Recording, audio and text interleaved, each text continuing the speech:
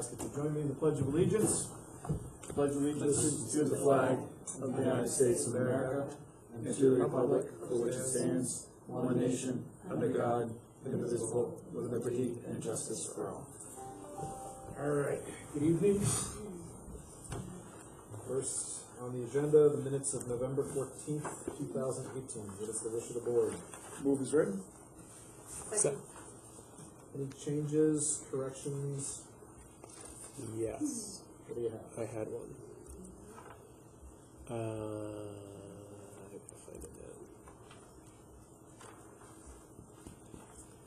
now. It was a minor one. It was under Ms. Wilson's presentation. I think she's called Ms. Smith, I think, at some point in there. Page 2.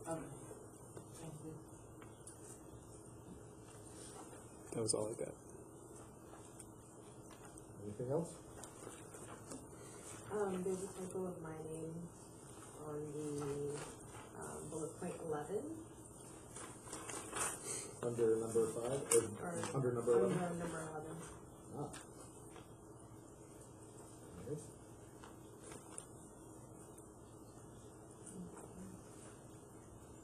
Can I just spell the name, please? W-I-T-H-A-N. Not 2 H's. There's 2 H's. Anything else? All in favor? Aye. And I will abstain as I wasn't here. All right. Immediate business. Public comments. Going once, gone twice. There is no public, so no public comments. Agenda review. Is there anything anyone would like to move around? We have one consent item that I would like to take up after non-public, please. Okay. And Mr. Austin? Probably just something informational. It's about the NHSBA. Informational NHSBA. All right. Anything else? I don't believe it's staff report. Is that when the teachers speak? We don't have one? We do that. Thank you. And I do have a little information just on the additional conversation for the busing stuff, but I'm thinking I can plug that into the budget conversation just as a quick analysis. All right.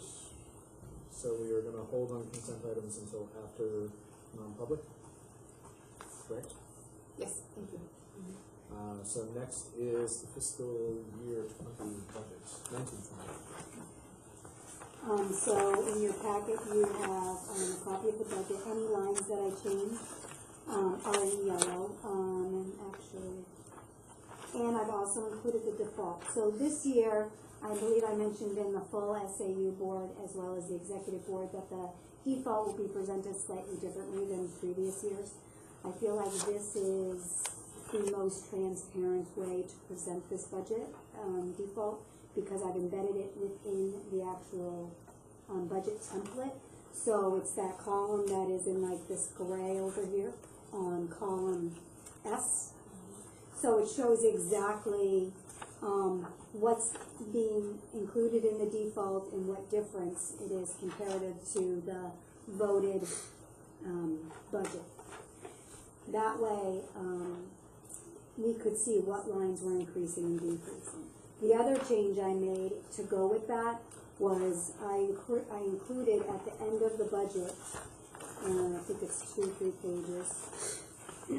pages, a summary. So I summarized every account code, so like the 1100, 1200, 2100, describing what changes are occurring in that default budget. This works really well because it mirrors pretty much what I have to do for the Department of Revenue portal, because not only do I need to put in the associated amounts, but I also need to put in a reason for a change within the account code. So this allows me to pretty much be able to pull right from what's being spoken about, discussed, proposed, and so forth, right to the DRE portal. So is each one of these, in this, is each one of these basically reflective of a line that differs? Well, so some of the lines will remain the same, so it's still the contractual items, and you have to take out one-time expenses. I try to have the one-time expenses jump out at you, and I put those in yellow. Okay. So what I did was, the approach that I took is I went through every single account line and said, okay, I went through last year's expenditures, what we were proposing, and said, okay, what is considered a one-time expenditure? What was only needed to be purchased one time?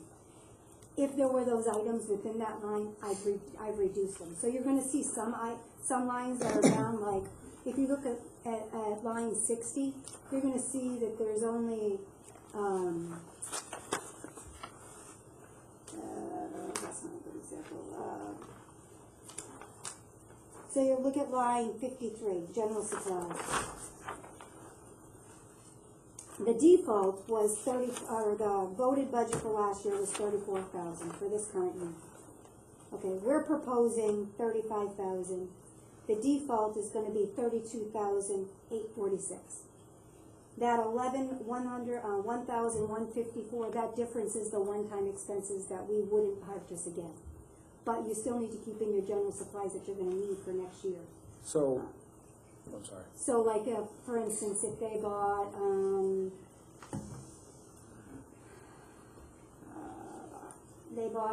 a keyboard, for instance, for a specific thing. They only need that kind of keyboard, or like a special kind of keyboard. That's a one-time expense, unless it's one of those things that you need to buy every year. I took those types of things out. But if it was like keyboards that are regular keyboards that they need every year that they have to replace, those types of things stayed in. So that, and this is just from my own knowledge, that seems like a difficult thing to fully audit through, especially in, say, like a supplies line. Like a general supplies line should be general supplies. It's going to vary from year to year to year. Exactly. We're not saying we're going to buy 200 boxes of tissues and 15 boxes of crayons and 15, cases of paper. So those one-time adjustments, how are you going through to find those? Are you going through every single expenditure from the previous? I went through every single expenditure from the previous year. I went through and said, okay, what did we buy? Okay. And then anything that wasn't a general supply that you would need from year to year, like pens, paper, pencils, ink, things like that. It was something that was slightly out of the norm that you wouldn't need every year. Or if it happened to be a discussion that happened at the table, or if I had a discussion with the principal and they say, what line does this go in, or something like that, that I knew was only a one-time thing, I took those things out.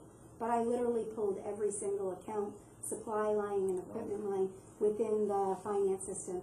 And I drilled down and said, okay, what was billed to this? What is something that they have to have every year in order to provide an adequate education? Other than that, I pulled it out. That's why there'll be some lines where you're going to see like a very small amount of money. Right. It looks silly, but it's because that one item isn't being purchased again. So if we underspend a line and we go to default, are you adjusting those lines to the underspending amounts? I did not. Okay. Because I'm just trying to correlate it to, like, is underspending different than a one-time expense? yes, yes, I believe it is. Okay. I'm just, A one-time expense I look at is you, let's say a vacuum. Maybe that's a better example. You don't buy vacuums Right. every year. right, But you might need it. You might have needed it this year. You're not going to buy a vacuum next year. I took the vacuum out. But you do need toilet paper every year. You do need, there are certain things, especially in supplies, in the general supplies. The majority, I would say, almost everything in that line except for a handful of things were literally things like paper, pencils, crayons. consumables. Yes. Yeah. There wasn't anything that wasn't a everyday need expense or an every year expense I took out. Okay. I put a lot of thought into every single one of these lines. I can't I imagine the work. literally, I wanted to ensure that what we had in here, I felt confident moving forward. Okay. I think we should probably make it clear that this is not a sustainable system for her to go through every No, year. You know, I- I don't want people to, you know, Amber went way above and beyond because she felt like she really wanted to dive into the default and understand all the expenses and, but in the future, I don't know that we're gonna be able to go through every single supply list, so I just wanna be. For 5 districts. Yeah, exactly. And I mean, Yeah. that's a mammoth She did. undertaking in itself, and I guess, But it was a good, this year was a good exercise for me because while I create a lot of this budget, there are many sections that I don't. And I only approve things in the system over 5,000. So by doing it this year, it really, to some degree, I've done it in some other years, but I did more of like a spot. right, this It gives me a had chance no- to get into the weeds. Right, more or less, before previous years, what I did is I had conversations with the principals and said, what were your 1-year expenses? Where this year, I dove in because I wanted to say, okay, what are the typical things they're buying, so that moving forward, I know what's embedded in each of these lines. Is there a way to code the stuff when it's coming in, so that in the future, if you wanna do that, it's flagged to get kind of as a one-time type thing I mean, some of the lines are automatic, because if it's an equipment line, the equipment is most likely happening twice, potentially, but the majority of the time, the answer is gonna be no. So I guess, and that's where my question with like an understanding of the line kind of ties into this, so I'll throw it out there, is when you look at default, my understanding is it was previous year's budget less one-time expenses. And I guess I had always looked at one-time expenses as very specific, like line items that you've called out for in the budget, but if you take a general supplies line, that is a general supplies line, it's X amount of money for whatever we choose to, whatever the needs are in any given year, because you're gonna carry supplies over from one year to another. Sure. And so when I look at like, or when I think about things like computer equipment, right? Yes, we may that one-time expenditure this year for Chromebooks may have been it, but next year, that $10,000 may be printers, or maybe other things, and so you're not adjusting that money out of it, you're just adjusting really the very, very specific things that look like they. I'm just trying to. To be honest, no. Where you're going, the line you're going down is, the answer to your question is no. So if you have, let's just say like an IT CIP plan, a lot of the schools have those. They say, okay, we have a cycle that we go through where we replace computers or Chromebooks each year. That doesn't mean it carries to the next year. That's it, only contractual items and pre expenditures, but one-time expenses wouldn't. So there's been some conversation about that, because I've had some schools where they're like, well, we've approved our CIP plan, so if we say we're gonna replace 10 computers every year, then those 10 computers should make it in the next year's budget. And then I have other schools that say, well, not really, because it's not a contractual item. Just because you have a CIP plan doesn't make it a contractual item. It's not something you're obligated to pay. And that's why I looked at contractual, is that you're obligated to pay. You've entered into some type of agreement, or it's utility for your building. It's something you have to provide. Okay. So utilities, where you may have a year-to-year a contract, you have to put heat in your building. You have to have electricity. You have to provide those things in order for your building to run. So were those numbers calculated up? So like for fuel costs, Yes. you used current fuel costs and usage for your carryover? Did you use the previous year's I numbers? used the contractual amount that the town had, and then I took a look at the usage, and I based it off of the usage and the new rate, Okay. because we have to pay that regardless. Right. So I know contractual items are gonna come up. So the way I believe this works is that if you have a contract, so there's two things. So the first thing is if we've already entered into a contract prior to this new guidance that's been issued, we've already made a commitment, such as the transportation contract. We've already entered into a 5-year agreement with them. We've Right. already said, we're going to provide, we're gonna work with your company for 5 years, prior to this new guidance that came out. The new guidance is saying that unless it's in a warrant article, the overage doesn't get carried into your budget. Which is dangerous, because if the warrant article is defeated, you can't have buses. No, you have buses Well, no, if you But put you the have- contract out as a warrant article, For a multi-year, for a and multi-year. that warrant article gets defeated, you can't, so you won't have any money for an increase in your transportation you costs. you theoretically can't spend money on. You would be able to provide it, it's a legal expense, so you could provide transportation, but if you wanted to do a 5-year contract, the voters could say, you know, you're gonna do it next year, but I'm not approving this long-term contract. Right. So you can only put 1 year's of expense in that budget. Correct. Right. The issue is long-term increases. So multi-years. Multi-year. So the solution for that is we move forward with the contracts we already have in place that are multi-year. We continue to put them in. I put a note in here, how many years are left, how much money is we need to pay for each of those years. Moving forward, after the contract expires, then we need to then add it to a warrant article, and then Unless it changes again. unless it changes again between now and then. What they say is a contract the contractual item has to be voted on by the governing body. So that's what makes the change. We're the governing body to create this, but we're not the governing body to vote on it. And it's the governing body that votes on it. So I think we're covered for any multi-year contracts we're already in, because we've already entered into those. We have to pay these people. But moving forward, any contract that expires, that's when we would have to change the way we proceed. We would have to put it out in a warrant article. We would either, whether we enter Right. year to year, or whether we do multi-year. Or you do a fixed cost on a 5-year, and you say, I need a Correct. fixed cost on a multi-year contract, so that you can approve it once and the number carries through default or not, it's the same number. Right. And it's gonna end up costing the towns more to do it that way, but that's gonna be the way that it ends up getting done, and it's gonna cost No more. vendor's gonna wanna play that. Right, so Well, they're gonna say, okay, we're that's gonna say, yeah, we're gonna give you a fixed price for 5 years, but then you use a 5-year out number. I have a feeling that this is gonna end up changing. I mean, the way this new guidance is out, it's not real clear, just It's- like default in general. It's still murky. Sloppy language. I don't think it was initially the intent of what was stated. And there's so many assumptions still out there about how this needs to be achieved.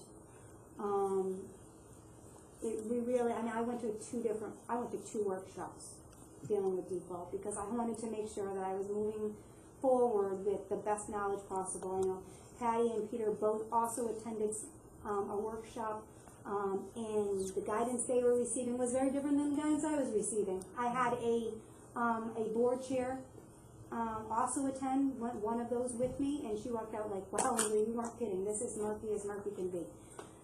So I think that we have done our due diligence. I feel like what we have put forth in this, by being as transparent as possible, by putting language in here that says when we have multi-year contracts, anything that's contractual, I fully believe it's contractual that we need to pay as we have it in here. And then moving forward, we may have to change it if the guidance doesn't change between now and then. Right now, we'll be going into the third year. 5 on the Yeah. transportation. So we've got a couple more years on that one. That's the only big one we have. Mm-hmm. That's actually, I think, the only multi-year contract. It's the only that we- multi-year now, because the landscaping is over. Done. Yeah, Or will need to be It needs to be renewed. redone for July. correct. Okay. So the other big change with the default is it revolves around positions. So this one's a lot more clear. So the one with positions is if you have a position on your roster that is vacant, that you do not intend to fill, you can't carry that into your default. What That- about retirees? Retirees are different as long as you're going to fill them. If they're in active recruitment, they carry to your default. But if you have a retiree and you say, I'm not gonna fill that next year, it doesn't carry to your default. That one I felt like was pretty clear. That was the same statement made at both of our meetings. I don't know if that was the way it was stated too. That's pretty clear.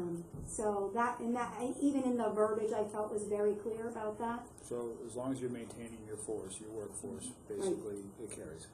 That's correct. Okay. We don't have that situation where we are here, in any of our lines. Anyone that we weren't billing was taken out of the budget anyway, so it wouldn't have carried to the default anyway. Really, the only line I can think of that would be the para line. We have more paras now than we're proposing for next year. I think we had 32 this year. We're proposing 28, I think it is next year. That's really the staff change. Yeah, 32 and 28.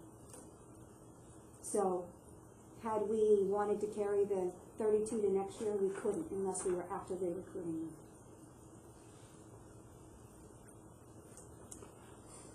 So the other change I made is on page 11.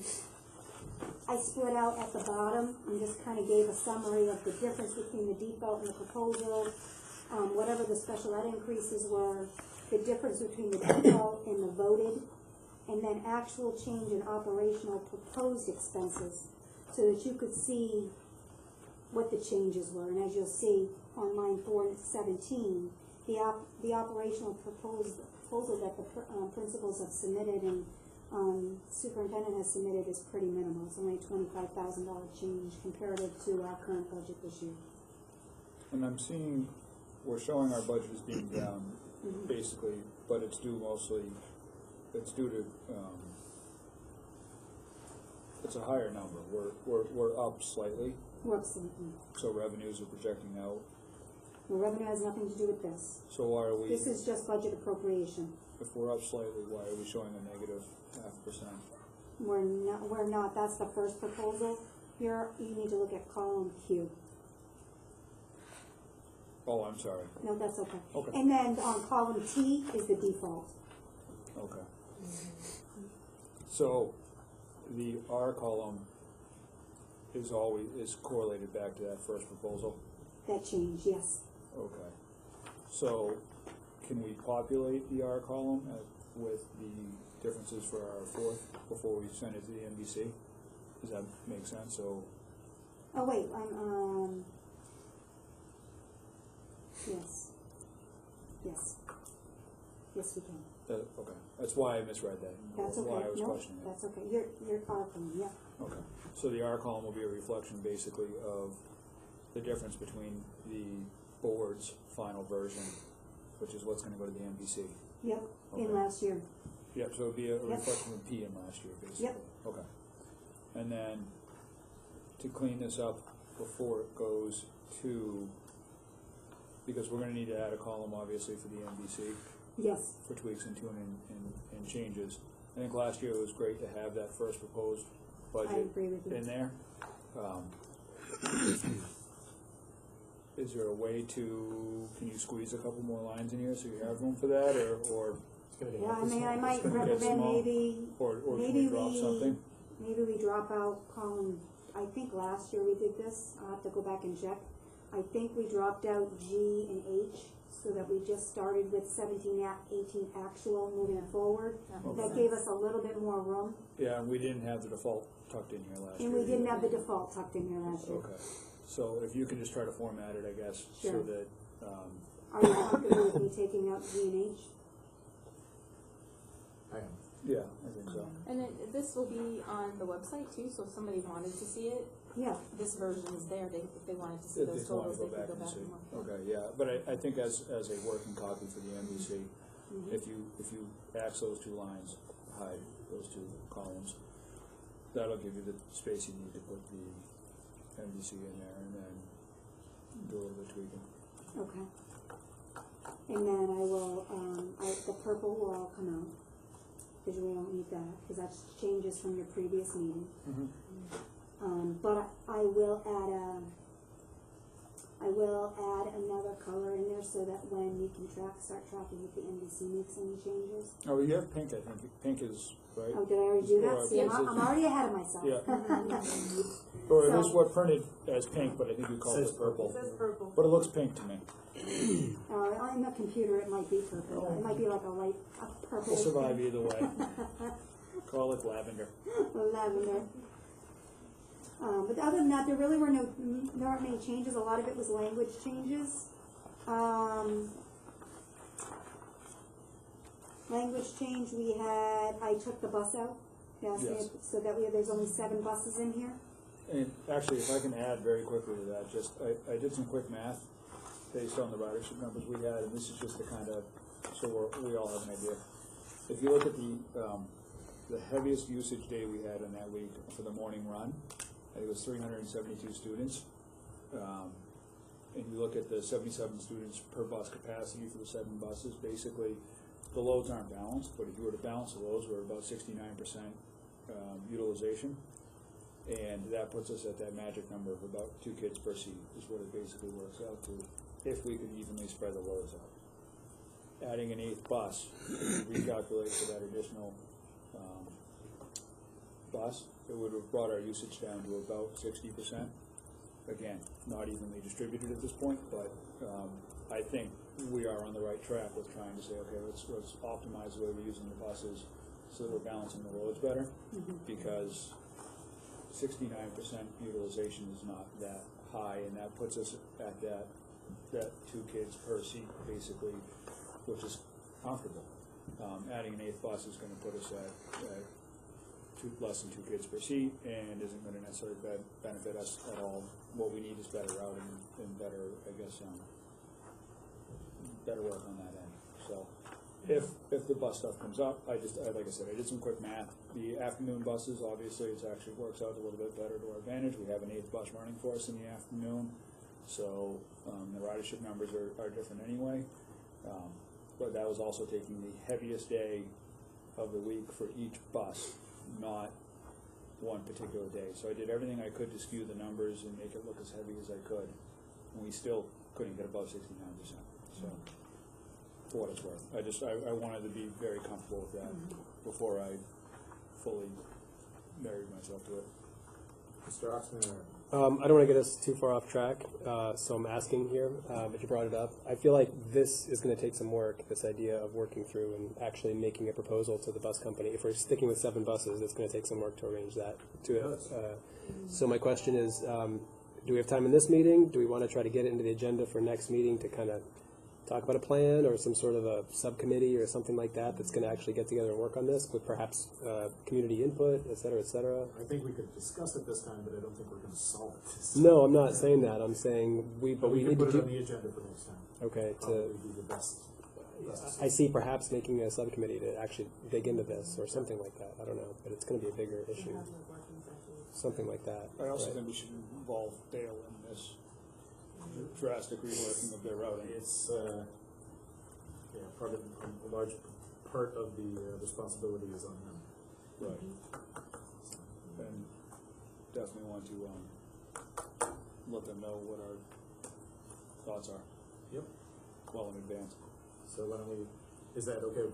Put it on for next time and Great. really get into it. Thank you. Yeah. All right. So we have had a presentation last time. Wasn't here. You guys pulled the bus out. Yes, we pulled the It was bus the only out. change we made, I believe. Okay. That change, and then I always take a look at the special ed numbers and health benefits to make sure no changes have occurred between now and then, any plan changes. And there was a plan change in the health insurance, and then I added the note in there. Other than that, there were no other line changes other than notes added. Are there changes or suggestions? We had asked about the kiln and maybe the current status of the kiln, and can we get an update on I did check with the trustees to see if we could use a trust fund, and we cannot. Okay. So What about the it's current not an option. What about the current status of what the kiln is doing right now? And is it a safety hazard? Is it? Did any of that get? They're using it but it's. I think, did we get an updated recommendation on whether or not, I think that the board was interested in knowing whether the recommendation is to not use it right now, or it's not vented. Well, it's grandfathered in, so I don't know what that means. The fire chief has not said anything to. Is it safe? Yes. It's, I mean, it's been in operation for 18, how many years? Does it, So, is it, the fact that the reason for replacing it is just, it's old. It's not working. Since we're replacing it, it won't, we have to now rent it. It's kind of like a mod. Yeah, once you touch it, it has to then be modified to what, what is, through the guidelines. what was the cost of that, do you recall? 6,000. 6,000, and then the venting and all that, I think we budgeted about 2,000. And that is not a facilities improvement and repair, That is correct, period, end of discussion. that is correct. Even the labor of changing facilities to accommodate the new thing. Okay, so, I'm trying. Right, is it 2,000, not I'm trying. I guess, to me, I don't know, it seems like that needs to be done sooner than later. I don't know if we have, Well, I mean, how we feel at this point in the year to have that discussion. what I can tell you, you're in really good shape, but only because of special education. So if we took special ed out, you'd be very tight. So that's kind of I feel pretty good, but you could, with Perhaps special later ed, in the you year. just, yeah, I think if you wait even a couple more months, I would feel better. Revisit Because you have a like pretty in February. significant surplus in special ed, so even if we had a couple of changes, I think we'd be okay. One other thing to consider is that that is a permanent installation, and Space Needs is now working on the layout of the building, and if at any point we want to reconsider the use of those rooms. What I would like is for the fire chief to come in and say, yes, it's fine to keep it operable, or no, it's not. And maybe that would make me feel better about it one way or another. So maybe we can, if you guys can press the fire chief to, I think I we mean, did, he he's was been just in, here. right? Yeah. He just did an inspection, so, okay. and he was here with the actual state fire marshal. Will he write a letter saying that the kiln is still serviceable? And I guess that's what I want to know. I want to know if, I want a yes or no from outside of here. Are you assuming he didn't look at it? If he I'm not- said the building is okay, I'm not assuming he didn't look at it, but I just want to be sure. So if, I think maybe just the reassurance would be fine. Do you need a letter? I don't. something, I just want something. So if you guys can get a very confident, yes, it's fine from him, then fine. if he certified the building, then that means the building is safe. Well, when the fire marshal comes through, they make recommendations, I believe, but they don't necessarily, it's the local authority. They basically like us, when they say the condition of the kiln. And so that is what makes me nervous. So I would like clarification. And if he says, and he's not willing to say yes, then my thought process is at that point it should be taken offline. I'm just speaking strictly for myself here at this point, but I kind of liken this to buildings we have grandfathered that aren't fully sprinkled, that you go, oh, same type of thing. Like, I wish it wasn't that way, but it is for now. to me it's just that's, Same. I'm a man with an opinion. We can treat it however we like. If he thought the building was gonna explode, I'm sure he'd be like, no, you need to shut this down. No, I just, So, are there other changes? The other, no other changes to the budget that I have. Are there board members who would like to talk about individual lines at this point?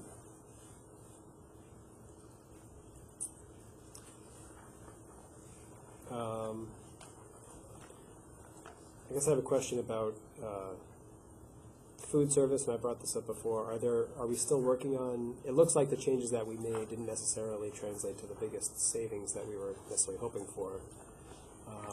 And maybe I'm wrong. Maybe I'm reading it wrong. did. But could you speak just to how is that line looking better than it was? And are there other changes that maybe are being considered, or I'll be honest, at this point, I'm not sure that there, other than, maybe it's too soon since we made that change? yeah, I mean, there was a substantial change. One of the other things, and I need to, before I speak, I just want to take a look at something.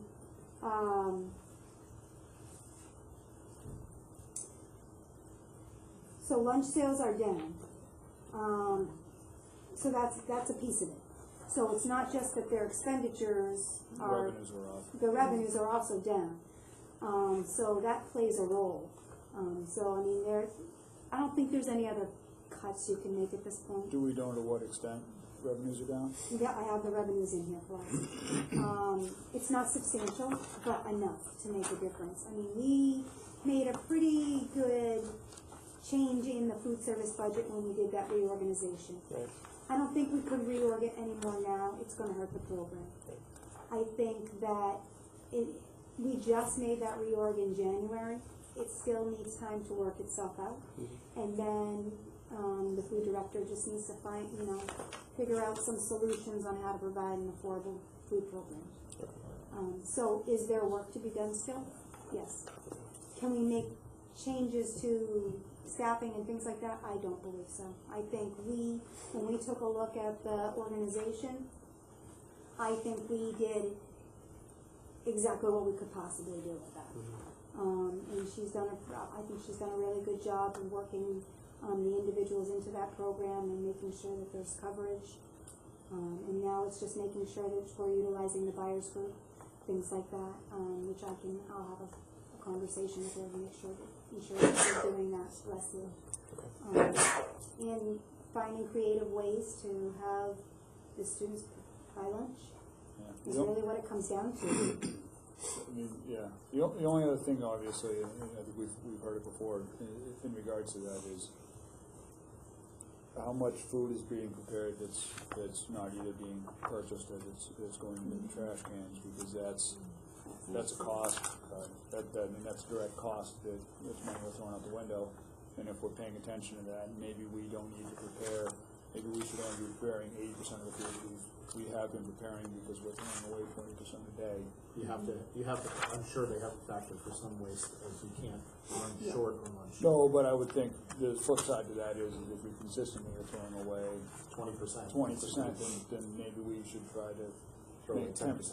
10% less. So if that's something else, because that could be an instant reduction in at least material costs. I believe she tracks that, because that was one of the first questions I asked all the food directors when I started to see that their budgets were so out of whack. I asked about the inventory, I asked about when they're preparing lunch and when they're selling lunch, how much is left over. Some of the districts are very creative in utilizing some of those foods differently afterwards, because some of it can be repurposed. Seems like the main crux of the issue is that the charge that we're putting out with our lunch is not equal to the actual cost of our lunch. That's correct. And the question is, It's a bad business model. it is, but you're also feeding kids. So, Well, 100%. So if the quick fix is you raise lunch by $1 and then it disappears like that. Or less students end up buying lunch because they can't Exactly. afford it. You reduce your participation, which is going to have the Right. you're So gonna I use the So think that could be a double-edged sword. It is. So I'm comfortable with. I'm not sending anybody home hungry, and that's not by no means what I'm advocating for. I'm just I think the Look at where program you can bleed be and- looked at creatively in different ways. Right. And I think that needs to be our focus in finding solutions of creating lunches that are a little more affordable and attractive. Just the menu is tough too, because we're so regulated. You That's know. right. You talk to the average kid, well, I want this for lunch, and my mom will send this for lunch, and you won't make it for me, so. That's right.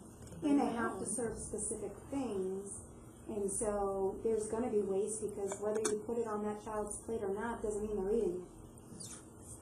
They're still gonna throw it out. So something I want to talk a little bit about is earlier this year we had the Parks and Rec Department come and visit us a couple of times in regards to after-school programs, and they presented an idea of hosting the higher end, the older kids. Thank you. Sorry. just sounded wrong. Yes. Hosting the older kids at an after-school program here, and it seemed like the possibility of the infrastructure and the what they were proposing was possibly something we could handle here. is if we were going to consider it, and it was, I mean, the program is a money wash over there and possibly even makes revenue for the revolving fund, we would need to budget for it, as we don't have a revolving fund associated with the cost of staffing something. So you would have revenue in, but we can't, it would just go into the general fund unless we created correct? So, let me just make sure I understand what you're saying. So So they're gonna host the program here and they're gonna pay to utilize the building? They proposed that they were thinking of bringing part of their program here. Sure. The question is, Which they are not at this right, point. but it did bring up the possibility of, do we consider having the program here ourselves? Yeah, running it Oh, ourselves. yes, running Okay, it that's different, Sorry, okay. it's not being clear. No, That's you what are not. Yes. So either way, whether they ran the program here and hosted it here and paid a fee to rent out the facility, Mhm. the piece that would show for Deerfield is that we would have to budget for anticipated revenue, Right. okay? If we were to run the program here ourselves, then we would do both. We would say, all right, we're gonna have to create an expense line as well as create a line for anticipated revenue. Right, but by doing that and we're not having, well, you could anticipate the revenue, but we've never proven that we would be able to fill it, so it'd have to That's be a correct. zero line the first year, right?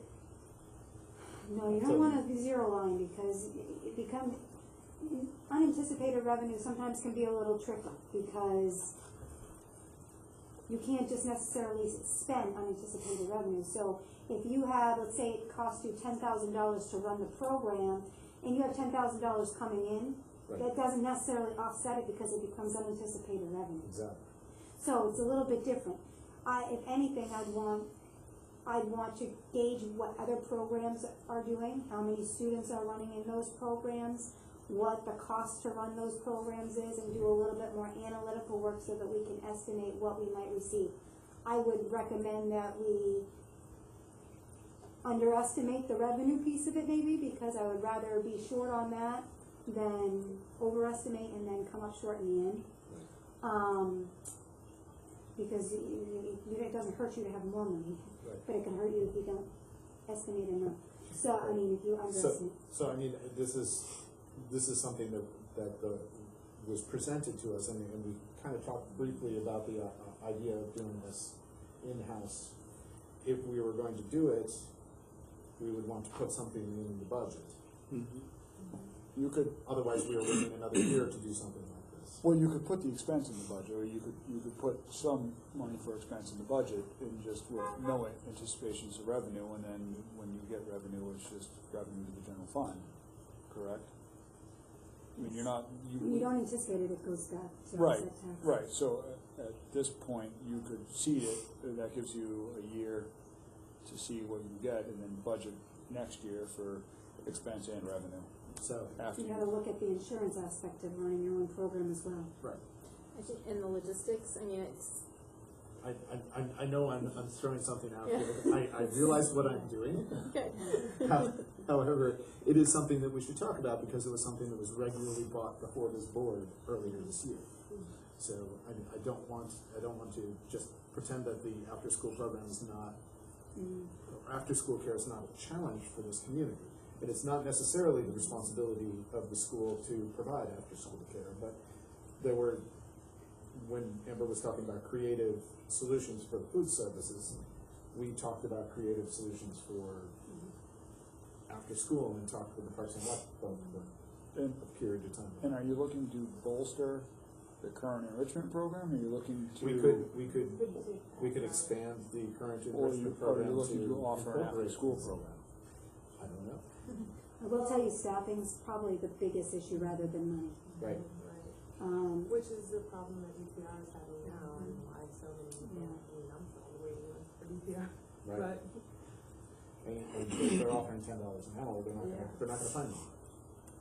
And if It's just someone's, not. and you have to have a larger pool, because if somebody calls in sick, or you have multiple people calling You're- sick, you're you have to have somebody to watch these students, so it's a wonderful thing to do, but it's a huge idea. Right. You know what I mean? There's a lot of moving pieces that, So maybe if we scaled it so that we increased the line for the after-school enrichment slightly to maybe Help make bolster that that more of a program. robust program Right. where we aren't Mhm. providing full-time care. That I would support.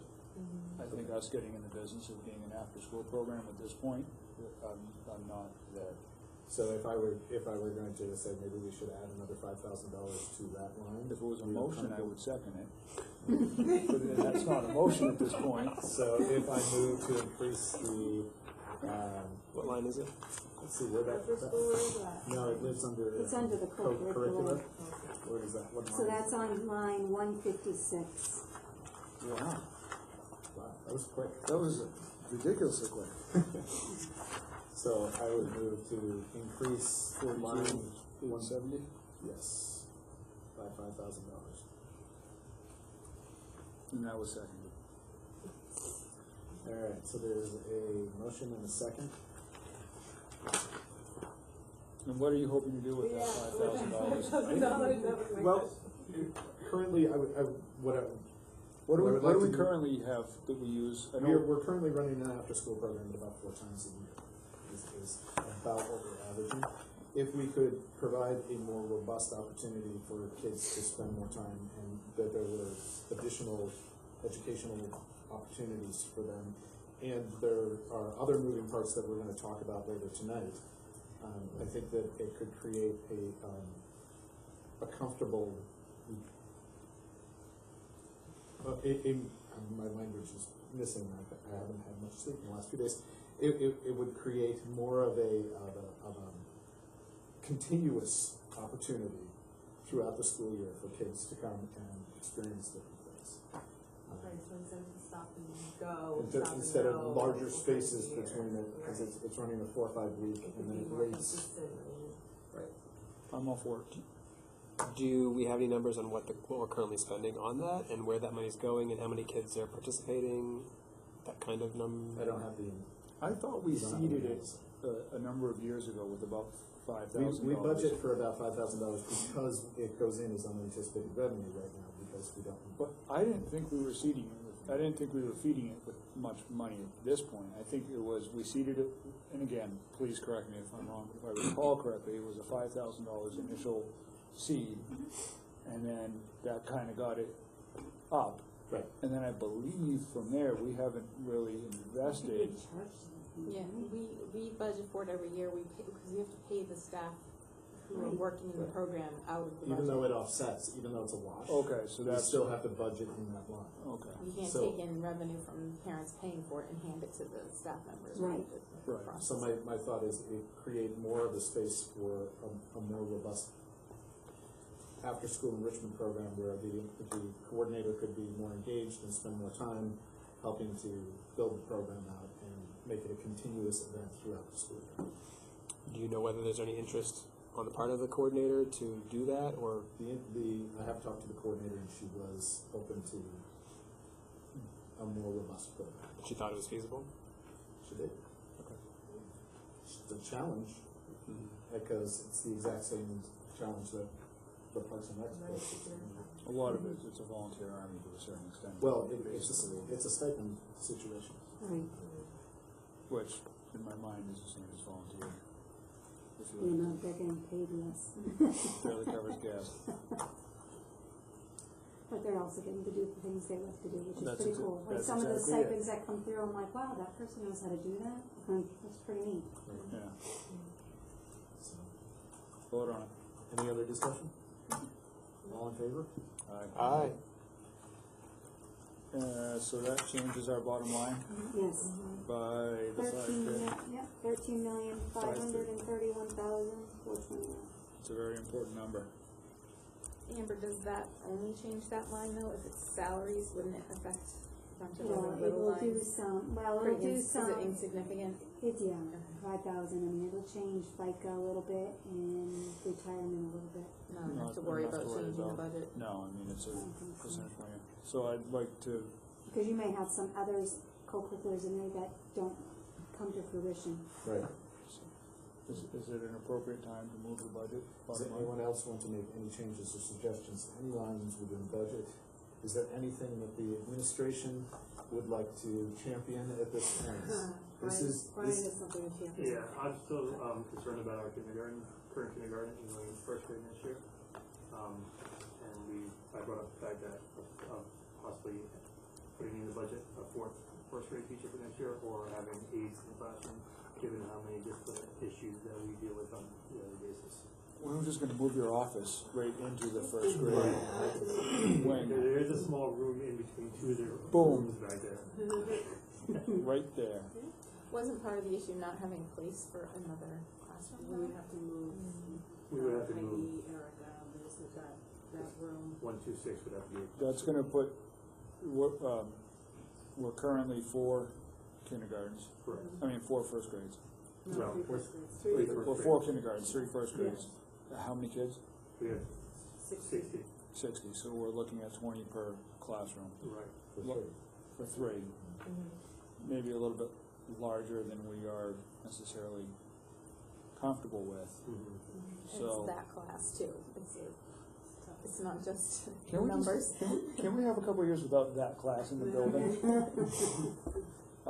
They're great. just- They're they great are, for they're the wonderful kids, but kids. they're adjusting. challenging. They are adjusting. They're rowdy. They're learning how to do school. So the other thing that if you were to relocate, to create another classroom, what are the pitfalls of relocating those people? And the services they provide, there's no room for them. So I mean, I don't know if anybody's looked into the possibility of a mod that doesn't need to have bathrooms because it's an office space and not a classroom. I don't know if that has been looked into or anything like that by the. That's something you can. I don't think they're gonna let us bring a modular on site without a bathroom, period. and so the question for you is if we add an additional Right, yeah. first grade, are you willing, what juice is worth more? Does it, Right, no, I totally get that, yeah. so I mean, would you rather have the higher student ratios, or would you rather have those specialists have space? I worry about the education of the kids.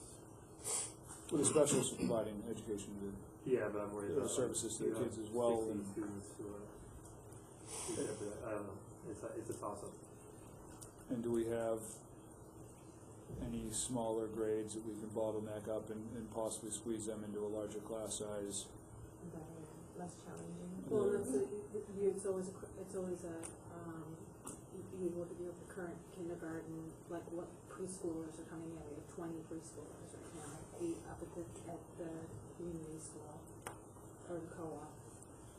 I don't know. Right, yeah, we might end up with only 3 kindergartens next year. Right. So, So would you do the major classrooms? yeah, exactly. Yeah. It's a gamble. The whole kindergarten thing is a But if gamble. you don't every budget. single year. That's the problem. Well, no, but if you only need 3 kindergartens next year, you have budget. Yeah, I know, but And then you save that money, you save your money there. So you floated you said 2 things there. You said an ideal situation would be possibly a 4th classroom in first grade or additional paras, Yeah, classroom. which are so far less classroom aid. expensive than. Or you're also, but is 3 paras less expensive than 1? 1 teacher in a classroom? How many pairs are in there now? We have 1 para, in kindergarten, there's 1 para per classroom. One- Oh, I'm sorry, teacher's aide. It's We use the term para for the special ed. Is it the kind of thing where one of the kindergarten paras could move up with the class?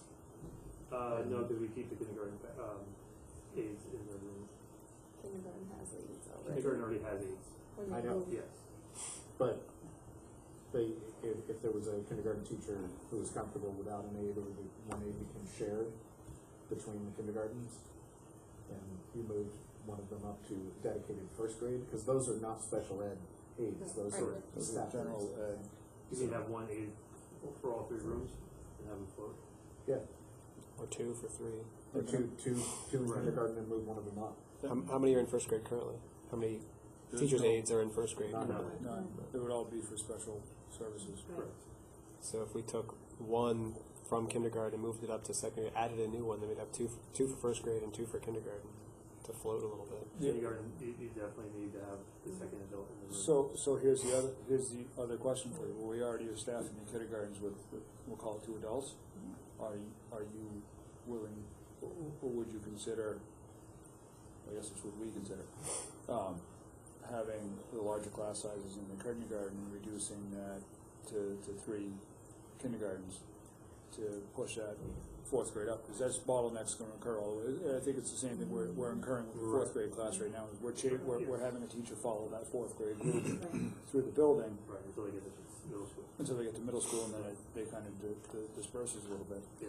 So where we already staffed the kindergartens with the aides, would it be feasible to have 3 kindergartens? If we have 60 kids show up, we're back to that 20 per number, but we're really at 10 per number because you have, or 10 per, you have 2 adults, so you're really talking 10, which is a little higher, but not as drastic a swing, and then you're giving us the flexibility to slide in a 4th kindergarten, first grade, if we need to. It also frees up, theoretically, the classroom.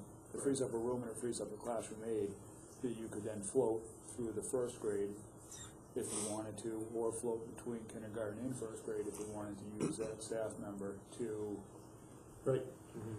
That's definitely a possibility. Yeah. The one thing that at what point do we have for kindergarten, do we have a kind of a break number?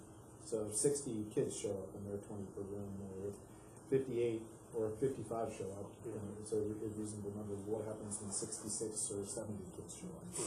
We did that one year, if you remember. I remember that year. I remember that year, and I remember in the middle of summer adding an entire classroom. We did. We are, but we're our limiting factor amongst many things is that we don't have the room. Right. So if we're going to physically add an entire another classroom, we have to take the space from somewhere else. Right. And you're essentially suggesting we take the last bastions of open space we have in the building. And I see you point that out, but I brought it up last year. But I'm just saying, I mean, that's the space need, right? That we're looking at addressing. That's a longer problem to resolve, and I'm sure, in some people's minds it's not happening fast enough, but it's a huge expenditure and a huge undertaking, and it takes time, because if we see the swell of students retract right after we spend $10 million, we are all going to look awful. So I'm just trying to think of ways to utilize and to work within the space we have, and if it means a higher ratios in a grade level, and we can provide additional support to help diffuse that higher ratio, what else can we? Maybe doing the 2-3 classroom aides is the answer. I don't know that kindergarten has different needs, obviously, and so cutting that down to 3 sections may not be the better approach. The better view, Yeah, I mean, because 20 kids in 1st grade is different than 20 kids in kindergarten. It's a big difference in terms of the age appropriateness. Except it's 20 kids with 2 adults in that, so it's a 10-to-1 ratio.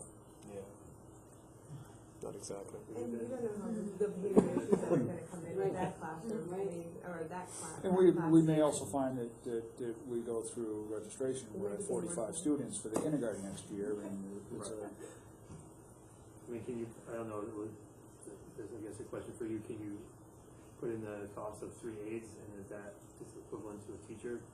Can you hire a teacher compared to the 3 aides? A full-time aide is about $15 grand. It depends on 18? It depends on their benefits too.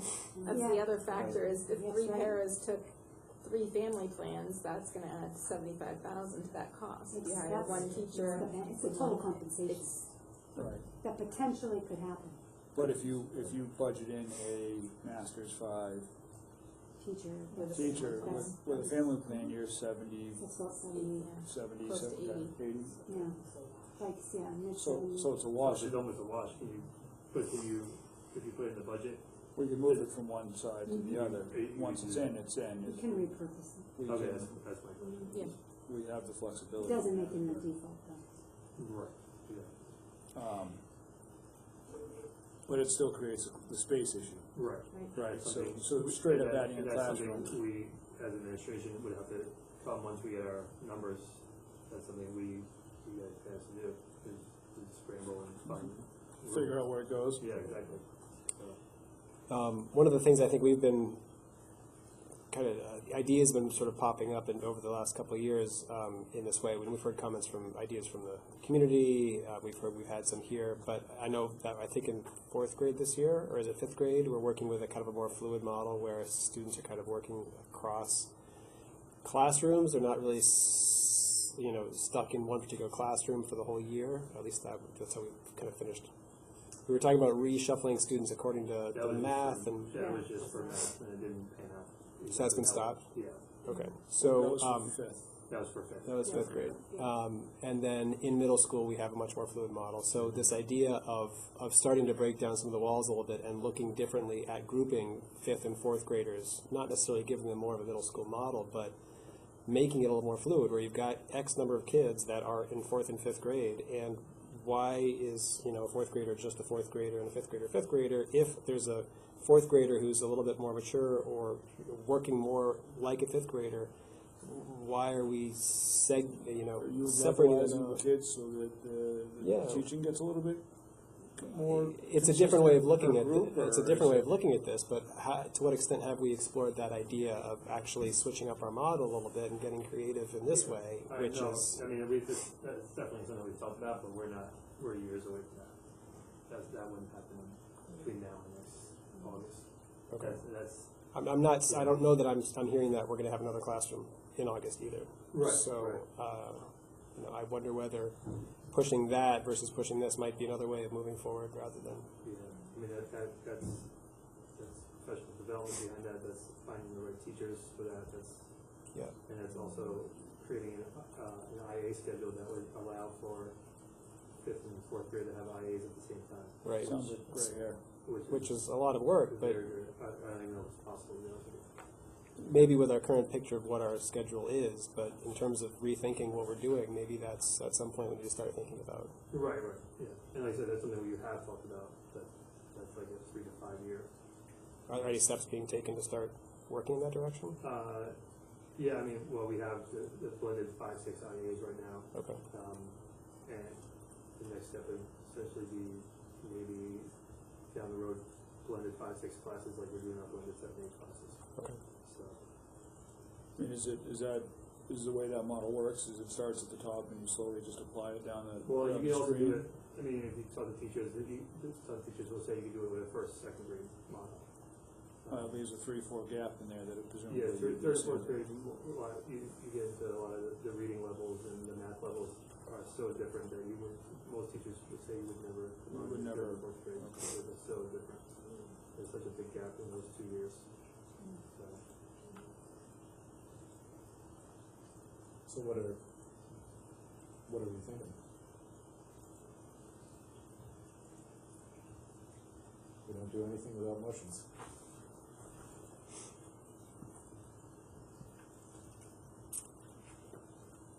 I'm not inclined to add a teacher and a room, but I might consider adding, 1 or 2 teachers' aides. I think. I don't know. If anybody wants to make a motion, please make a motion.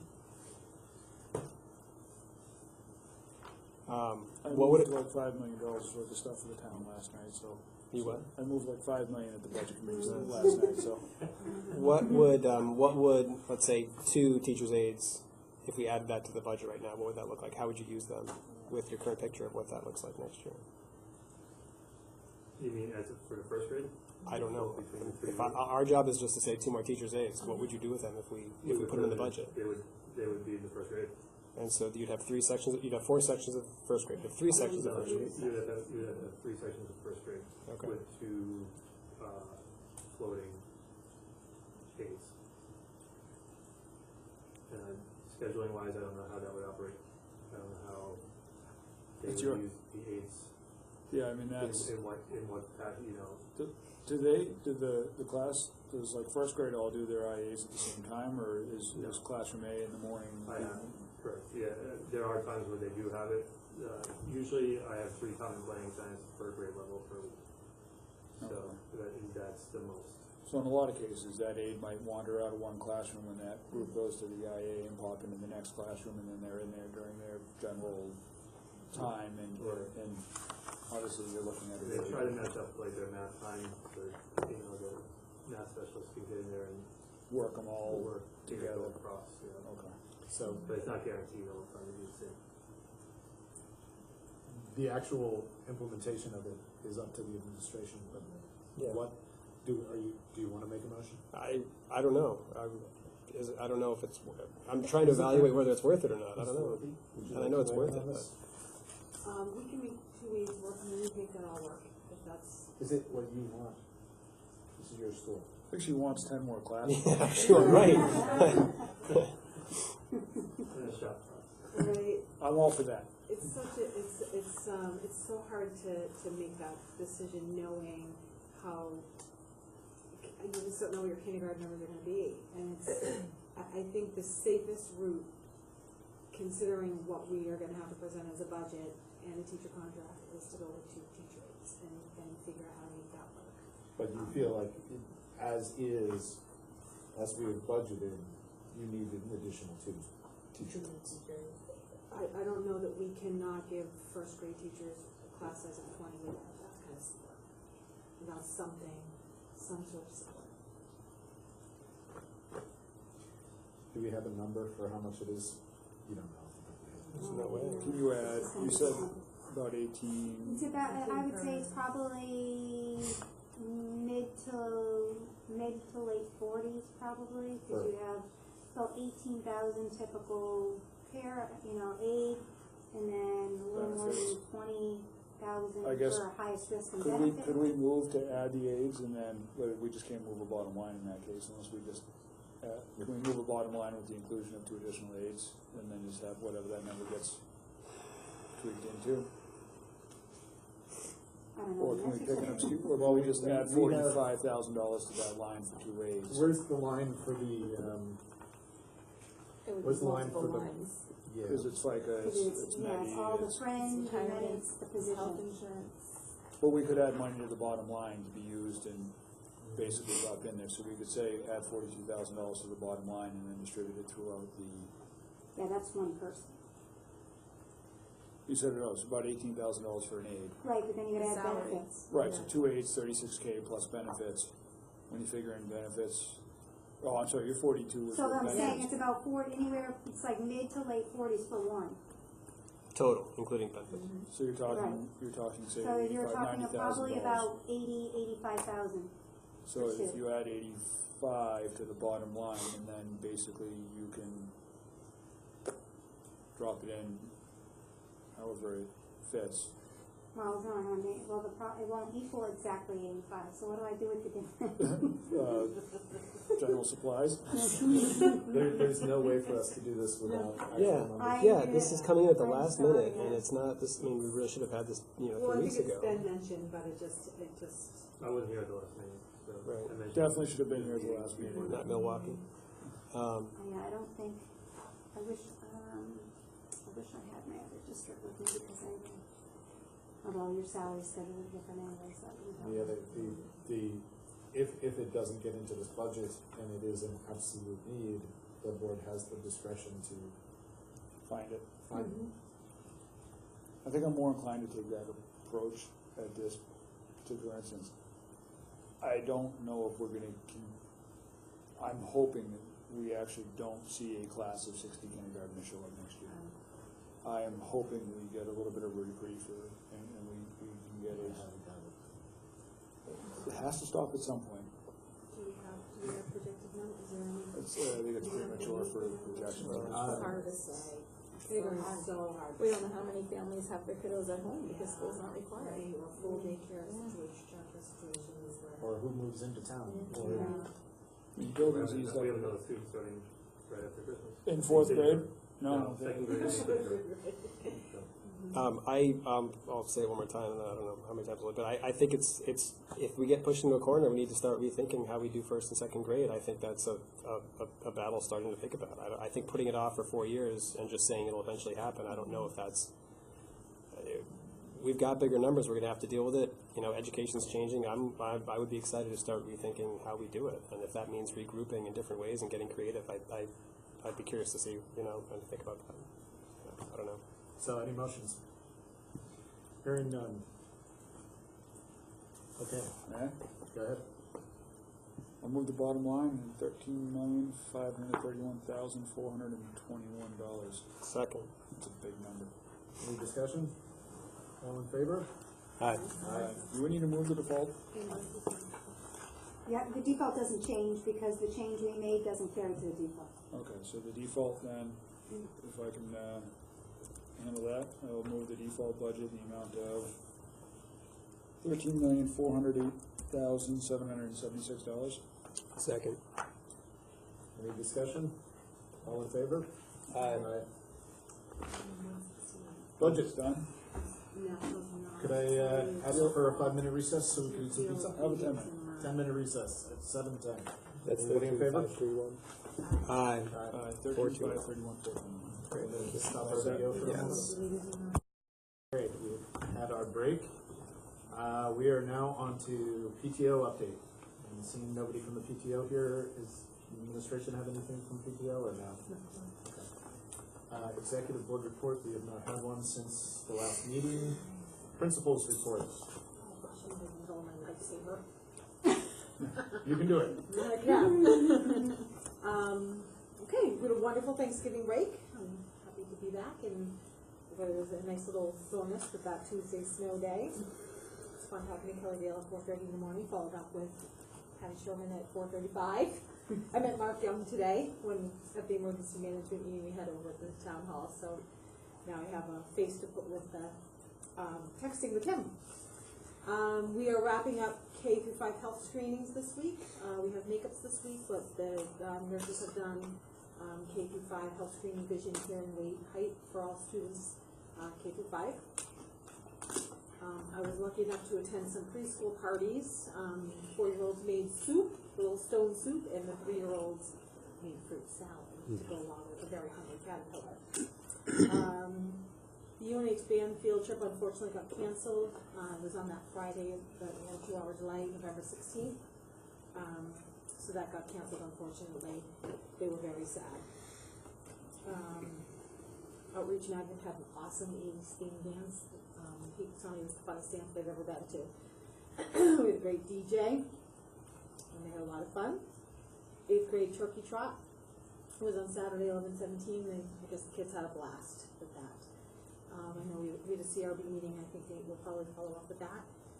The 5th graders did their calendar unveiling, and if anybody's interested in purchasing they have their calendar company. You know, this is something that they've done for years and years and years. So the order form is out if you are inclined to purchase said calendar. They raise money for their Boston Museum of Science camping trip that they go on, sleep overnight. Their camp-in, they call it. Mr. Gleave and I were lucky enough to attend Mr. Ferdinand had an author celebration today, and we got to listen to some fun stories. And I had an emergency management meeting with Denny Gregg and the crew over there at the George B. White building. Got updates on the town's emergency operation plans. Tomorrow they're coming here to do some final touches on the school's emergency operation plan so we can submit that to the state and to the Homeland Security as the new addition. We have to also submit our plan to the Homeland Security. Denny updated the grants that we had applied for over the summer. Obviously we got the grants for the cameras, but we're still waiting on the state for the Improving School Security grant for the walkie-talkies and the sound system.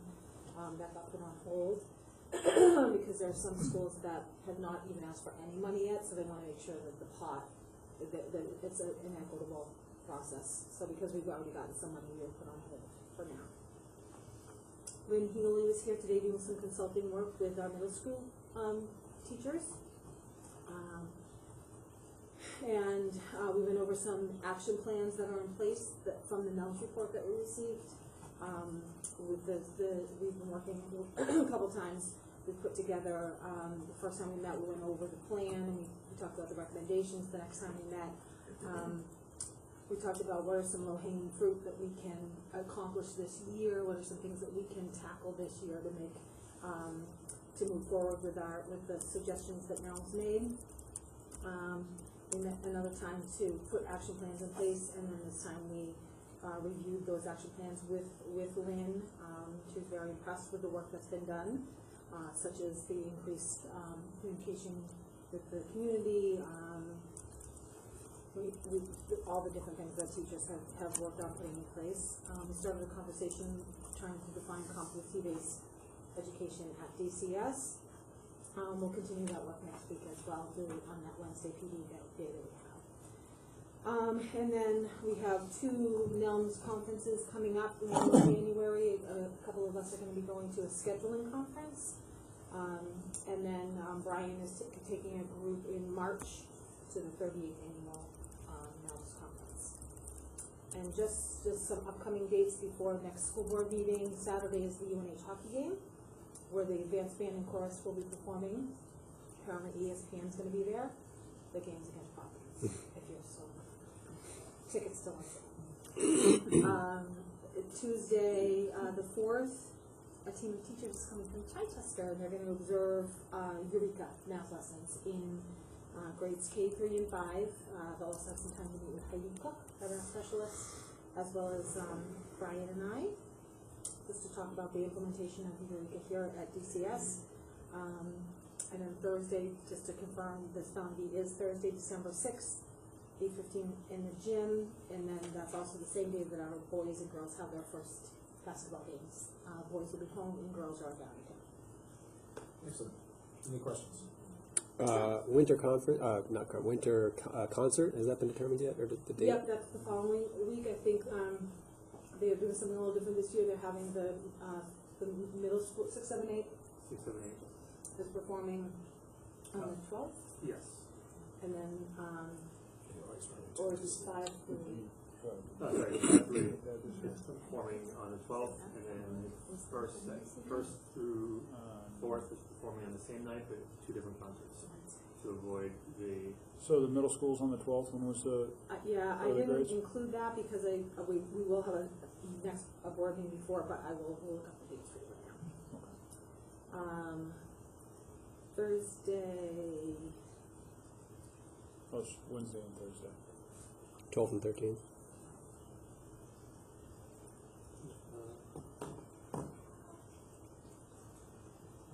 Winter concerts on Wednesday, the 12th for grades 5 through 8. And then that's at 6:30. And then the following week Is the 20th, Thursday the 20th, Okay. for grades 1st through 4th. 1 through 4. I'm sorry, you said 6:30 6:30. for the Wednesday is on the 12th? On Yeah, the 12th, and that's yeah. 5 through 8, okay. And then the next one is the 20th, you said? Correct. And that's Thursday. 6 to 7, so we'll confirm the times for you because I don't know if they like Okay. those different times. They do have 2 different times. So Okay. 1st and 2nd grade will have their concert, Okay. and there'll be a 15 to 20 minute buffer for parents to leave, and 3rd and 4th grade parents to come in Great. for And the that- second part of that. Or for some of us to stay for breakfast. Lucky you. You have pizza delivered. On a time crust. On a tiny crust. What's And that that? was the 20th, you said? Correct. Okay, thanks. Thank you. I think the teachers will send out information. Any other questions to the principal? We have the note for enrollment update. Oh, yep, I have that, Just sorry. wanted to Thank you for reminding me. remind you. We are at 546. We lost a first grade. We're down 1 in first grade. Have we looked for that student? That might be my wording.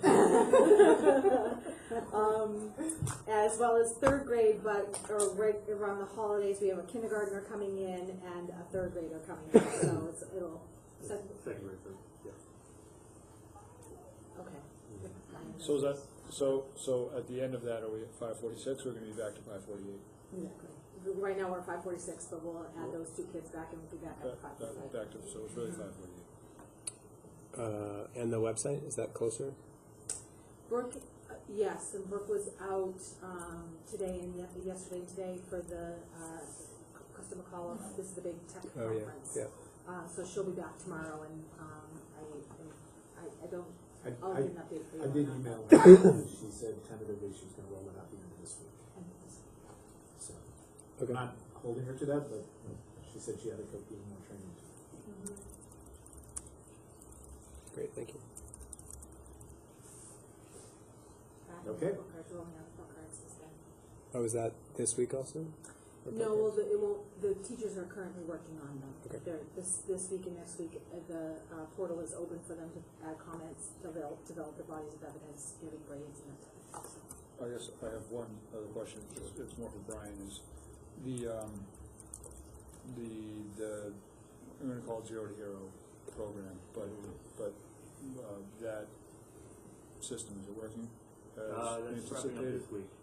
Okay, So this so this is should be final the week. third, This is the final week for the end of the first trimester. okay, so, but it's the third, should be the third 3-week cycle that we're on right now? Oh, are you talking about probation? Yes, yeah. Oh, sorry, okay, yes. Yeah. Probation, we will be running a probation report on the 11th. And, So, and how is that Our having the numbers impacts we were looking are- for, or? yes, they've slowly decreased. So, and they become kind of stagnant the last last time in the time before. So this will be number 5, I believe. So, because we had one Hard to right believe it's before already been that Thanksgiving long. break, but it was a shortened one because of the snow and everything. So, Okay. we got one in there, and And the students are starting to really kind of grasp yeah. the reality of it. Mm-hmm.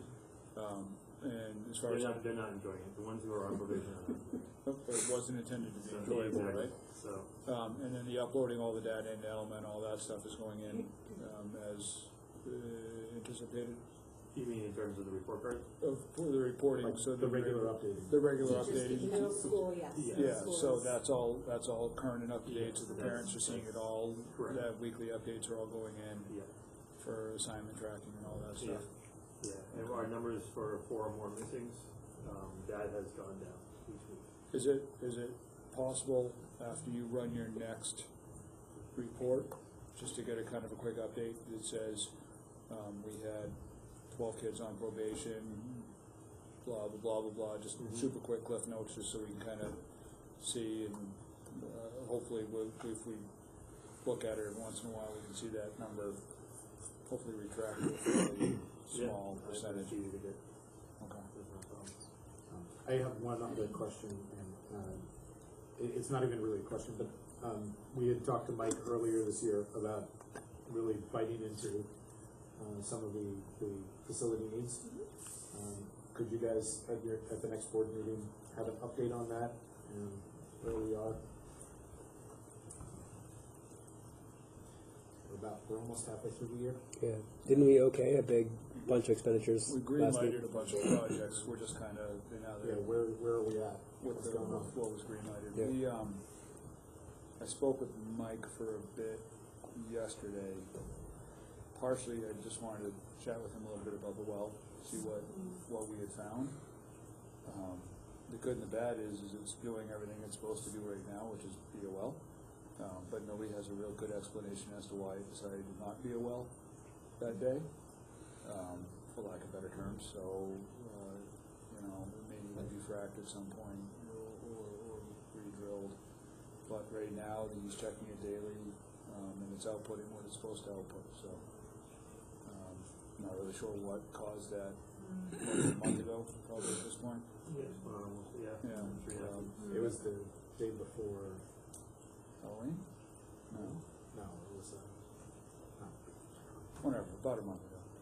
And then the other thing we talked about was the roof. He's had somebody out recently to look at the roof. And they seem to give him an opinion that it's holding up better than we had thought.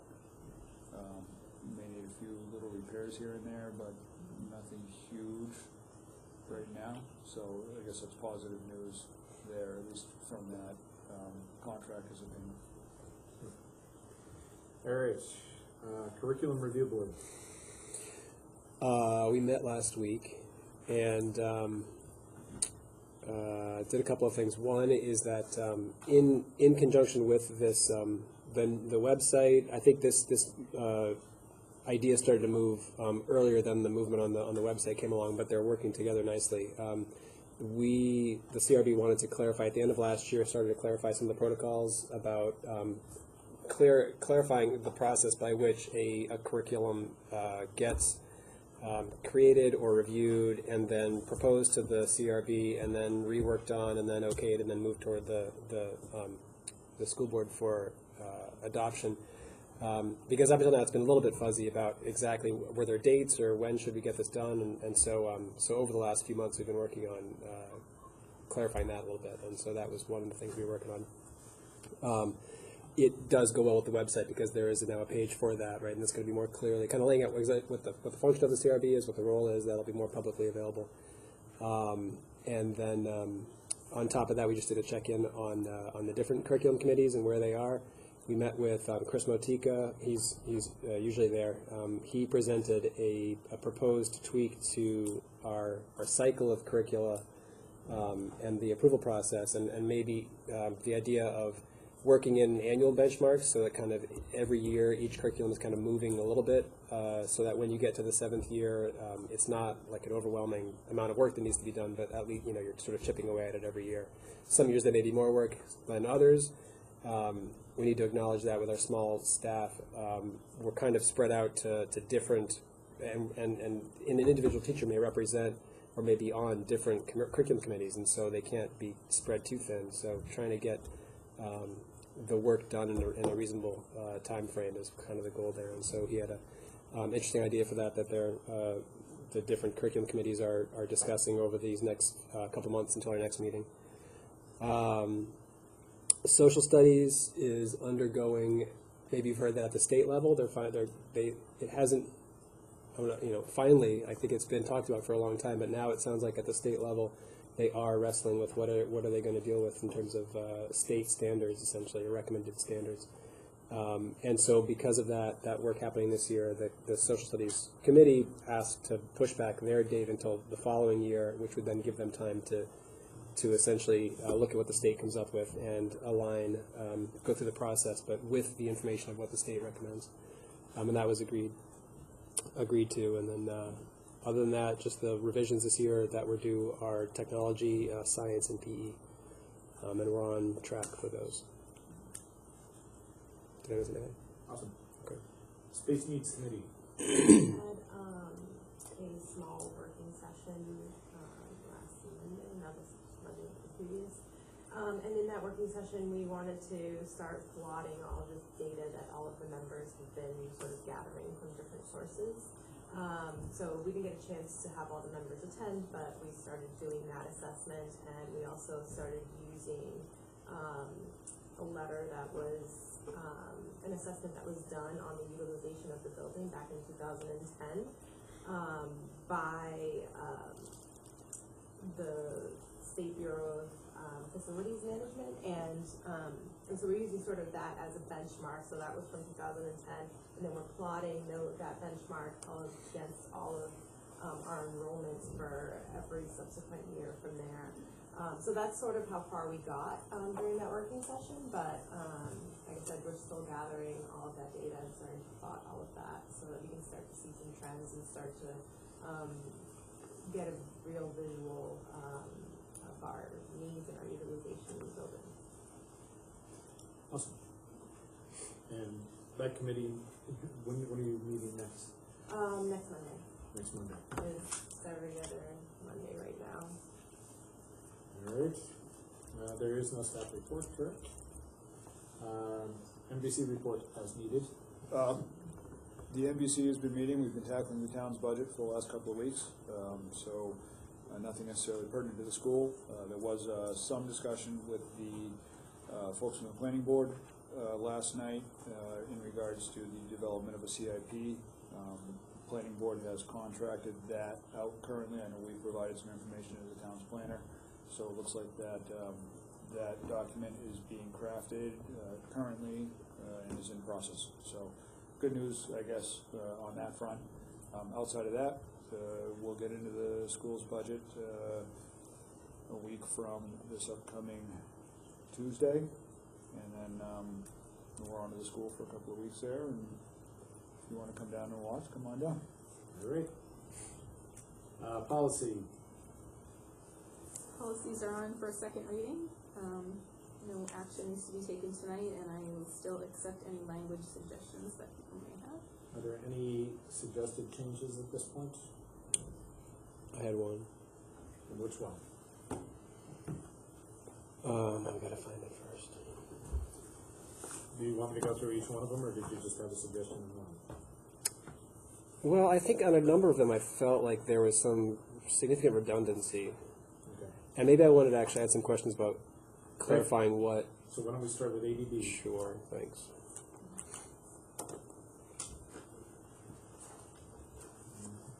So I think what Kathy tried to do was pull your existing policy, if you had one, and add in the language in the new sample policy so that you could see what the differences were. That's what So that may figured. be why it looks a little bit strange. That's what I figured was happening.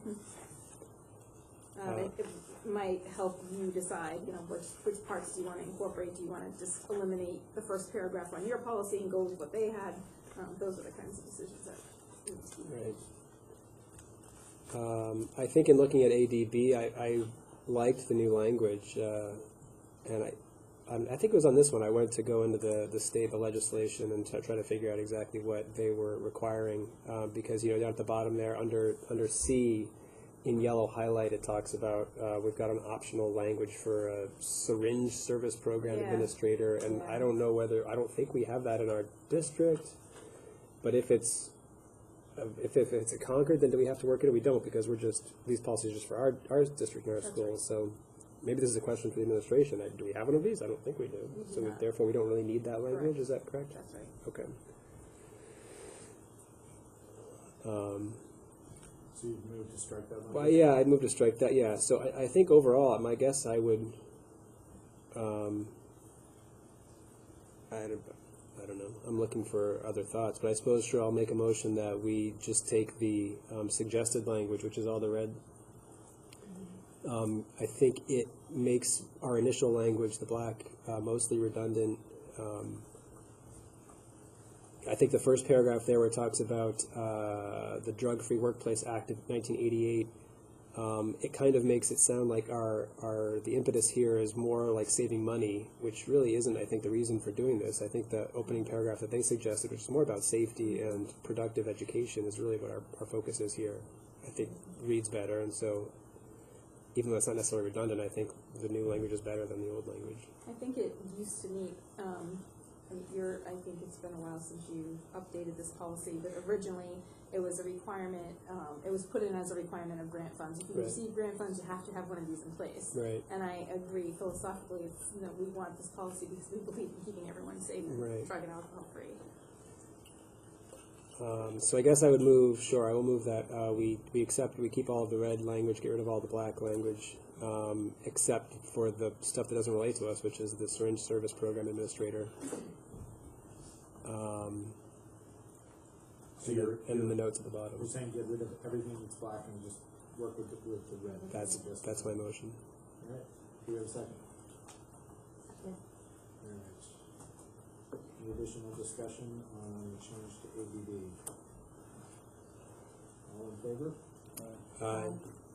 Let's just move into the third reading at this point, or Yeah, let's move it to the third. Because we changed it. It's pretty significant. Yeah. Okay, so we didn't vote on it then. We You didn't vote on the voted policy. on the change. On the change, gotcha. Change it, but not to adopt. So I'll make the changes and bring it next time. Correct. All right, we are on to ABC, tobacco products. Access to, Russo. I think I felt similarly that our prior language was negligible, and now there's so much more having to do with e-cigarettes and all that other stuff. And I think this also talks about, maybe it was the last policy, but The language is clear about empowering people like our bus drivers to take steps if they see this, which I don't think the initial language really clarified very well. So even though buses aren't on school property per se, they are carrying our students, and so therefore they should fall under the same jurisdiction. This reloaded corrupt. Oh, there's another one. If you swipe, or, There's another There's another one? document, yeah, I have the same issue, but Well, then there there's it is. another ABC. so are you proposing the same thing to maintain Yeah. the red line? And, Yep, that is my motion. I will move to keep the red line and get rid of the black. Second. All in favor? Who's the second? Zach? Thank you.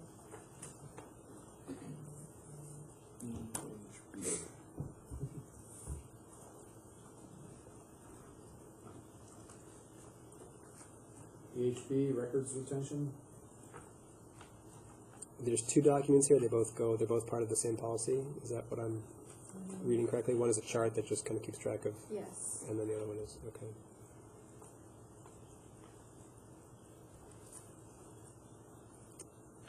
And we don't have one of these currently?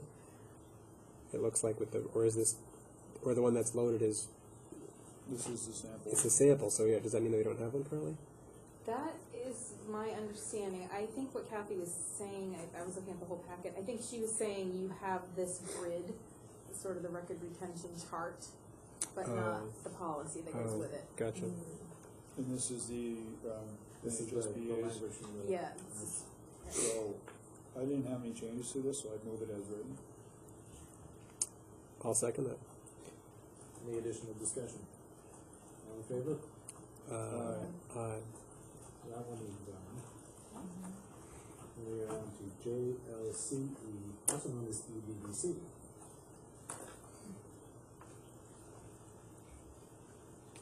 Same with your, No, in this one I've got a different one. I don't like the use of the word concerted there Where are you? in the first red paragraph. Because I think what they're trying to say in that paragraph is each teacher is individually responsible for being up to date on what the language is and what the requirements are. But if you say concerted, that means the whole faculty is working together to try to make sure everybody's on board. And I don't think that's what the intent of that is, and I could be wrong, but that word doesn't sit well with me. So I would not include that one. I would make it more of like a strong effort rather than a concerted effort. Unless I'm misreading something.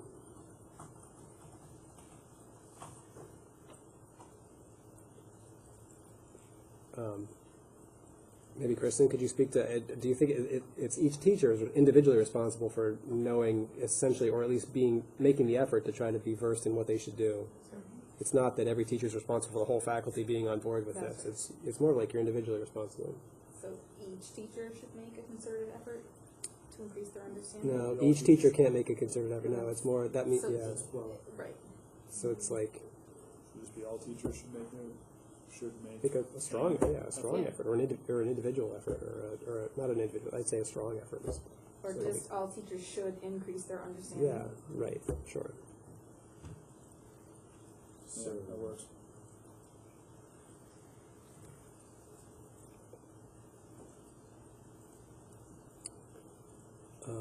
And then with that change, yeah, I think I like the rest of the red language.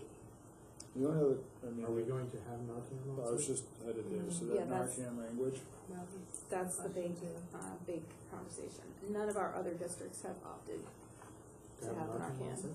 do we need to have Even it written in the high policy? school. Really? That's unusual. Well, I mean, I think the nurse that went, we have a different nurse now, but the prior nurse had gone to some trainings and there were mixed feelings about that. I guess it can be dangerous when you provide someone. I have a friend that's a medic, and he and I, over the weekend, were actually chatting about it. And he said that in a lot of cases, when you wake somebody up, they went out and having the best feeling they've ever had in their lives, and you wake them up into misery. And he said in more cases than not, they come out very violent. And so when they administer, basically there's a fireman or two on each one of his arms or an officer, and you know, he said he has to basically, it's not a pleasant experience for that person to be The nurse drawn out of. and the nurse didn't feel like the school was equipped to handle that. So I would agree with that. So it's a 911 call instead? It is, I would think so. So, do we wanna strike that language? Right, and what is the administration and superintendent on down feel about that? Because we're not gonna be doing it. That is a fact. I think unless our nurse felt strongly one way or the other, I would not have placed that expectation on school personnel. So take it out, So I will move we strike the Narcan language. the whole paragraph? All Second. second, 6 paragraphs, yeah. Okay. Well, no, was that a motion? Yes. Why don't, because we already have a change up above, why don't we move all the changes at once? So just move the policies amended. But move it till next week, table it. Well, yeah, and Move it to the move third all the, reading. yeah, are there any other changes to this one? Okay, so we have a first and a second on, change to the first paragraph and the removal of the Narcan paragraph. But with all the black is still in there because we didn't move that, I don't think. So I'll look at that for next week. But yeah, I'll look at that for next week. Okay. That's fine. So, all in favor? Actually, this is just tabling it. Well, it's making approving the changes. right? Language changes, and then we will, Yeah. next time, move the actual Yeah. policy. Okay. All right, JLCK.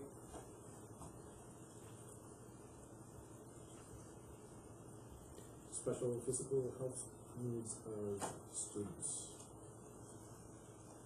This is one we just need, correct? That's correct. It's required by law. This is the sample policy. Anybody got changes to this one? I'd move it as written. Second. All in favor? Aye. All right, that gets us through policies. Informational items, Ms. Goffsman, you had something in informational items? Yes, I did. You all received, I assume you all received, I received an email from the NHSBA asking, so essentially announcing that it's time for the annual meeting, which is when they decide, or we, the body, decides on what our priorities are going to be for the upcoming year, and that entails things like what are they, the NHSBA, going to be lobbying for in the legislature this session, et cetera, et cetera. So attached to that email was, there were 8, I think, I don't remember what the word is, ideas or suggestions that had come from various school districts around the state. And they are asking, and I think, I'm bringing this up because I think as I recall, I'm the representative. That's what I was looking up. So I think that Saturday might be, I'm going to Concord on that Saturday to represent us, and so therefore I need to know what our votes are going to be on those various ideas. And so one of them had to do with, do we want to make a statement? The first one came from the Oyster River School District, and they were proposing that, this is just as an example, there's 7 more of you, I'm not going to go through all of them, but it was about clearly having language that prohibits guns on school grounds, which at the moment is unclear between state law and federal law, and so that was what the proposal from the Oyster River School District is. The suggestion from the NHSBA was to not make that change, but there's essentially a bunch of these things, and so they have asked that we, as a board, establish our position on these different issues, and then I take those ideas to the meeting, and whatever Saturday that is, I think it's in January, to go voice our feelings about it. Not at all. Have you gotten any of the New Hampshire School Board? Well, we get a lot of them.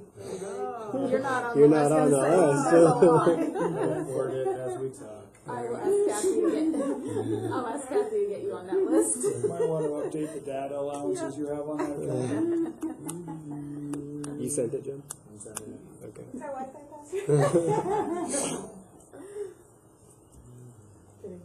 So I don't know, perhaps we want to get into the agenda for why don't we next let, time, or not? Leslie get a chance to read them and talk about it next time? Sure. Next agenda?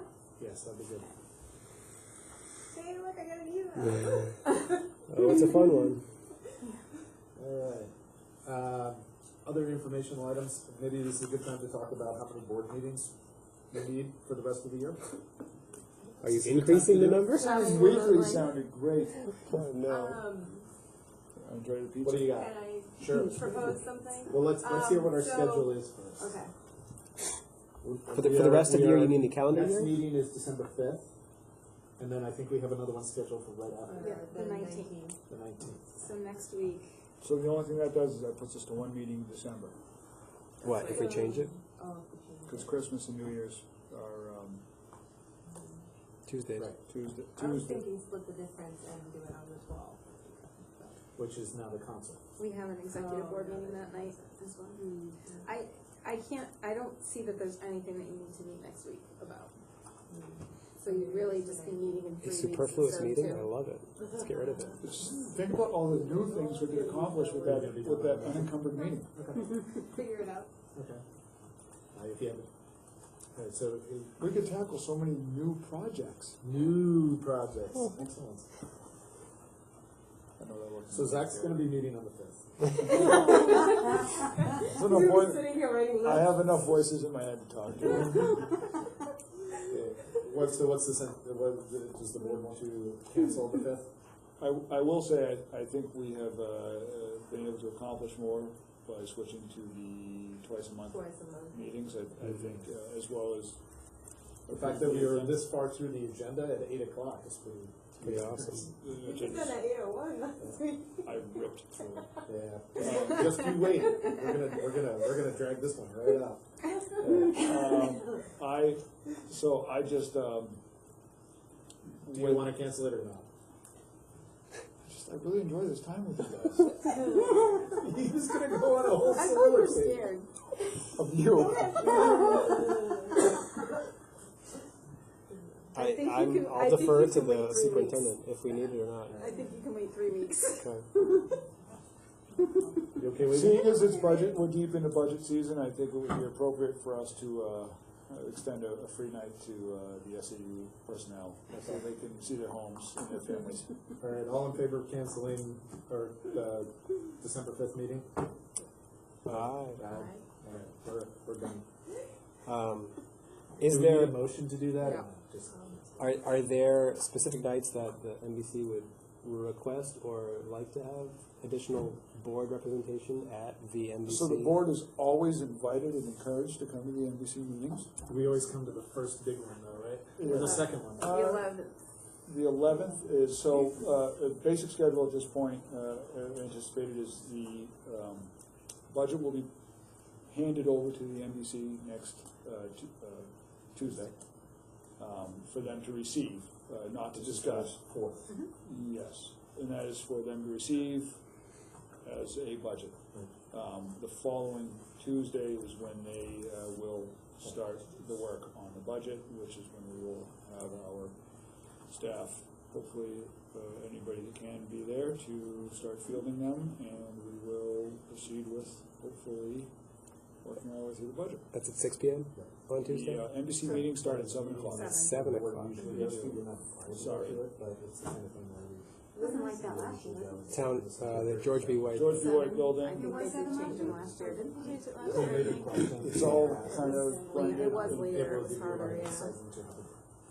Sorry.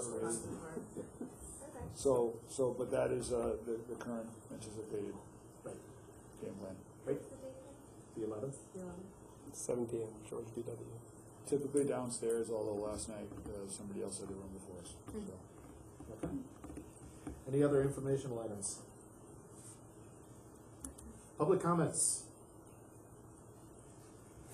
Crickets. All right, non-public session as per English RSA 91-A:3 to, which ones do we need? A and C. A and C. I would entertain a motion to go into non-public. So moved. Second. Kate? Yes. Zach? Yes. Leslie? Yes. Jim? Yes. At 8:03, we are going into non-public session.